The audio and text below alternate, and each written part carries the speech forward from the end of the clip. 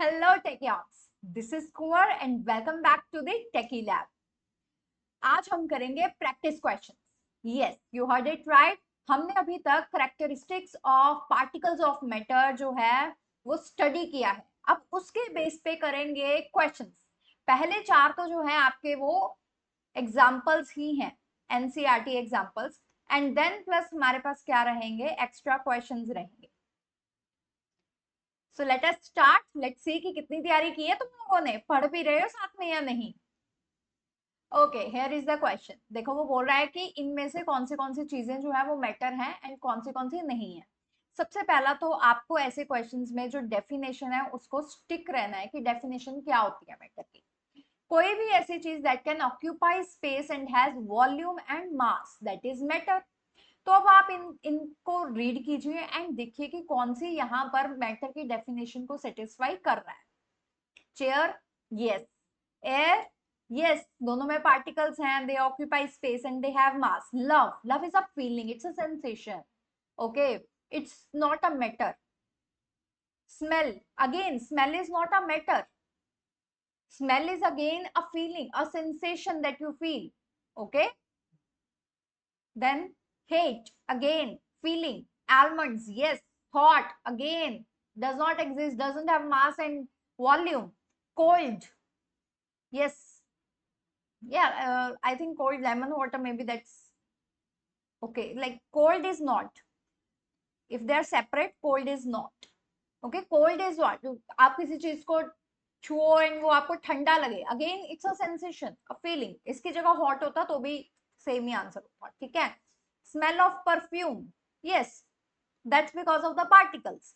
तो आपका जो आंसर है वो क्या रहेगा कि जो आपकी चेयर, एयर, मैच करते रहो, almonds, lemon water and smell of perfume. Yes, they occupy space and have mass. But love, smell, hate, thought and cold, they are not matter. Why? Because these are sensations or feelings and they do not have any mass and volume. आपको सिर्फ और सिर्फ क्या करना है, definition को stick रहना है ऐसे क्वेश्चन से. चलिए अब देखो नेक्स्ट वो क्या बोल रहा है. Give reasons for the following observations. The smell of hot sizzling food reaches you several meters away. But to get this smell from cold food, you have to go close. तो आपको याद होगा हमने एक एक्टिविटी की थी, तब मैंने आपको ये एग्जांपल दी थी. तो अब आप मुझे बताओ कि वो कौन सी एक्टिविटी थी. यस, हम स्टडी कर रहे थे काइनेटिक एनर्जी कि जैसे हमने टेम्परेचर को बढ़ाया तो हमें खुशबू जो है, जो मिक्सिंग है, जो डिफ्यूजन है वो बहुत जल्दी हो जाती है. बट जब हमारे पास कोई ठंडी चीज है, टेम्परेचर कम है, तो काइनेटिक एनर्जी कम होने के कारण डिफ्यूजन नहीं होती. तो यहाँ पर आपका आंसर क्या है कि क्योंकि जो हॉट फूड है ना, उसमें क्या है, पार्टिकल्स बहुत तेज तेज मूव कर रहे हैं. तो आपको ये मेंशन करना है kinetic energy, this is the key word. Okay, and therefore diffuse faster in the air. This allows smell to reach to you at a greater distance. In contrast क्या होता है कि जो आपका कोल्ड फूड है, अभी आपने हॉट फूड के बारे में लिख दिया, अब आपको कोल्ड फूड के बारे में भी लिखना है. कोल्ड फूड में क्या है, टेम्परेचर कम है, लेस काइनेटिक एनर्जी है, तो डिफ्यूजन नहीं हो रही इतनी जल्दी, इसलिए आपको उसकी स्मेल इतनी दूर दूर तक नहीं आती. ठीक है, उसके लिए आपको उसके पास जाना पड़ता है. तो ये रहा आपका आंसर. इसको प्लीज नोट डाउन कीजिए, जो कीवर्ड्स हैं उनको आपने मिस नहीं करना है. ठीक है, आपको kinetic energy, diffusion, these are the keywords, आपको ये चीजें मेंशन करनी है. आई होप आप सबको क्लियर हो गया होगा कि आंसर फॉर्मेशन कैसे करनी है. चलिए next question. A diver is able to cut through water in a swimming pool. Which property of matter does the observation show. देखो, इवन इफ अगर आप हाथ भी धोते हो तभी तो आप पानी को कट करते हो, राइट? अगर आप पानी में सिर्फ अपना हाथ जो है वो बहाओगे, then that also cuts the water. But eventually क्या होता है कि वाटर अपनी स्पेस दोबारा से ऑक्यूपाई कर लेता है. बट कितना इजी है.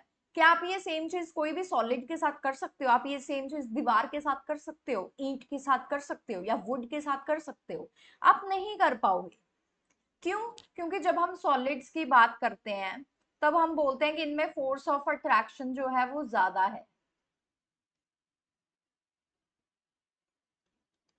Among particles. ठीक है, ये पार्टिकल्स लिखना मत भूलना.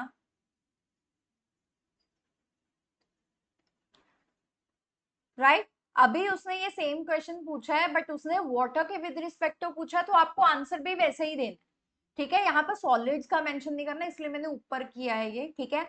आपको यहाँ पे वाटर का मेंशन करना है कि जो वाटर है उसमें क्या है, सबसे पहले तो उनके जो पार्टिकल्स हैं, अब जैसे सॉलिड्स हैं वो तो रिजिड है, पार्टिकल्स बिल्कुल साथ साथ में है, जिसके कारण उनको ब्रेक करना बहुत टफ हो जाता है ना। अब आपको ये सारी चीजें वाटर के केस में लिखनी है कि क्या होता है। वाटर के केस में जो पार्टिकल्स हैं वो दूर दूर होते हैं, तो सबसे पहले आपको मेंशन करना है कि उनके बीच में क्या है, कुछ कुछ स्पेस है। अब उनके स्पेस होने के कारण आपको ये भी बताना है कि लेस फोर्स ऑफ अट्रैक्शन। अब फोर्स ऑफ अट्रैक्शन कम होने के कारण क्या होता है कि जो मॉलिक्यूल्स हैं, है ना, जो पार्टिकल्स है वो एक फिक्स पोजीशन पर नहीं रहते, वो मूव कर सकता है। तो जैसे आप अपना हाथ जो है मूव करवाते हो, एंड या फिर कोई भी डाइवर है, अगर वो स्विमिंग पूल में डाइव कर रहा है तो वो इजीली उसको कट थ्रू कर सकता है। ओके, तो देखो सबसे पहले that have space between them. Attractive forces इस केस में इतनी ज्यादा स्ट्रांग नहीं है जैसे कि सॉलिड्स में होती हैं, इसीलिए जो जब डाइवर है, जब वो डाइव करता है तो वो इजीली वाटर मॉलिक्यूल्स को डिस्प्लेस कर देता है, but because of the force of attraction and the surface tension वो वाटर दोबारा से अपनी जो शेप है वो अटेन कर लेता है। ओके, सो आई होप ये आपको क्लियर हो गया होगा। आंसर कैसे लिखना है वो भी पता लग गया। चलिए, अब देखो नेक्स्ट। अब ये बहुत इंपॉर्टेंट है, आपको पता होना चाहिए कि कौन सी करेक्टरिस्टिक्स हैं। तो लास्ट क्लास में बिल्कुल लास्ट स्लाइड थी ये हमारी, जहां पर हमने समराइज किया था कि हमने क्या क्या करेक्टरिस्टिक्स जो है वो स्टडी किए हैं पार्टिकल्स ऑफ मैटर की। तो सबसे पहला तो क्या था कि जो पार्टिकल्स हैं वो हमेशा क्या रहते हैं, मोशन में रहते हैं। दूसरा, उनके बीच में हमेशा कुछ ना कुछ स्पेस रहती है, ठीक है।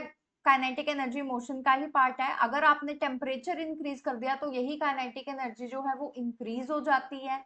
एंड देन ये जो पार्टिकल्स है इनमें फोर्स लगती है आपस में, जिनके कारण ये जो पार्टिकल्स हैं वो एक साथ जुड़े रहते हैं।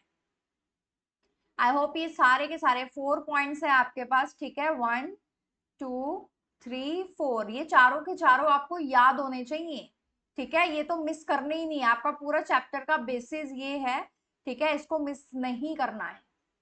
अब यही प्रॉपर्टीज के बेस पे आपको देखो सारे क्वेश्चंस आ रहे हैं। अब अभी तक हमने जितने क्वेश्चन किए, देखो वो 4 क्वेश्चन आपके एग्जाम्पलर थे। अब देखते हैं कि अभी जो एक्टिविटीज है उनकी बारीकियों को आपने समझा है या नहीं समझा है। अगर नहीं समझा है तो don't worry, by the end of the class वो समझ जाओगे, ठीक। चलिए, अब देखो क्वेश्चन क्या बोल रहा है, the best evidence that particles of matter are in motion क्या है, freezing of water, diffusion of gases, melting of ice, boiling of water. Yes, diffusion of gases, this is the best evidence even in your air. आपको क्या लगता है कि सिर्फ oxygen ही होती है? इतना तो आपको मालूम ही है ना कि जो सांस हम अंदर ले रहे हैं उसमें बहुत तरह की गैसेस जो है वो रहती हैं, oxygen, carbon dioxide, nitrogen and so on, ठीक है। तो वो भी डिफ्यूजन ऑफ गैसेस ही है। ओके, तो ऑप्शन बी सही रहेगा। अब देखो, जब हमने शुगर को पानी में डाला तो वो डिसअपियर होगी, हमने क्या की थी, एक्टिविटी की थी इसकी।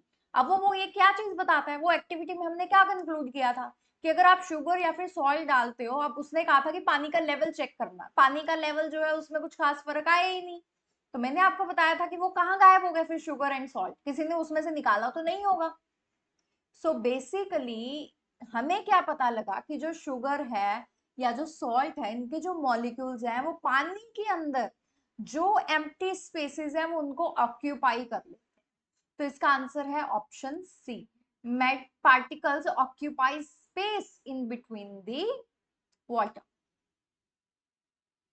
चलिए, अब next question, the smell of perfume spreads in a room, this is due to. अब परफ्यूम की स्मेल सारे कमरे में हो जाती है, ठीक है, खाने की भी हो जाती है, ये क्यों होता है? एक ही रीजन है, दैट इज डिफ्यूजन। जो पार्टिकल्स हैं वो डिफ्यूज कर जाते हैं, एंड ये याद रखना, डिफ्यूजन की ये भी एक प्रॉपर्टी है, ये हमेशा कैसे मूव करता है, हाई कॉन्सेंट्रेशन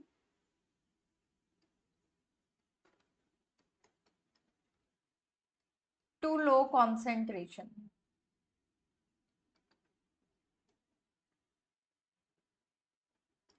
ठीक है, so this is due to be. ये याद रखना, डिफ्यूजन हमेशा हाई टू लो हो जाती है, ठीक है। सो इट्स लाइक कि अगर सपोज आपके पास ये ब्लू कलर के पार्टिकल्स हैं यहाँ पर बहुत सारे, ठीक है, रैंडम, एंड देन आपके पास यहाँ पर हैं ग्रीन कलर के पार्टिकल्स, बहुत सारे ये भी। तो जब आपने इन दोनों के बीच में सपोज एक पार्टीशन थी, अगर वो हटा दिया, अब क्या होगा, अब जो ग्रीन पार्टिकल्स हैं वो उस साइड मूव करना स्टार्ट कर देंगे, ठीक है, बट जो आपके ब्लू वाले हैं वो राइट साइड को मूव करना जो है वो स्टार्ट कर देंगे। कारण क्या है कि यहाँ पर हाई कॉन्सेंट्रेशन है ब्लू की, यहाँ पर लो कॉन्सेंट्रेशन है, तो इस तरफ मूव करेंगे।